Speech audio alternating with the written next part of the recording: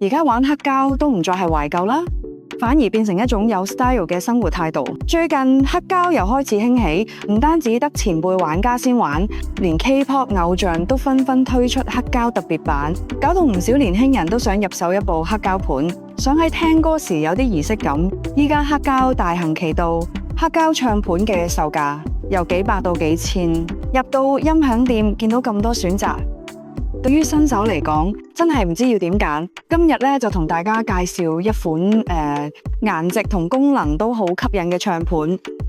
日本品牌 TX 將於11月尾推出一部冬日限定版黑膠唱盤，型號係 TN400BTXTB。今次設計唔再用傳統木色或者黑色，換上搶眼嘅湖水綠底座，形象夠晒清新啊！功能方面就好貼合新手嘅需要，支援藍牙無損傳輸，兼容 Qualcomm aptX 同 aptX Adaptive。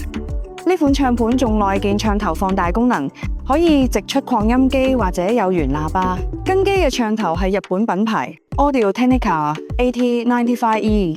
出廠嘅時候，唱頭已經安裝好，用家完全唔需要煩惱。轉速選擇提供33轉、45轉同埋阿爺果代嘅78轉，幾舊嘅碟都播到啊！如果你都想玩黑膠盤，但又唔想要傳統款式 ，TX 呢部冬日限定版絕對值得你考慮。冬日限量版嘅售價係4880，數量有限。廠方講明淨係生產一批，之後唔會有貨返嘅。接受訂購嘅店鋪已經列咗喺 post 入邊，有興趣就快啲睇下啦。今日咧就同大家講住咁多先，下次再同大家介紹新產品。拜拜。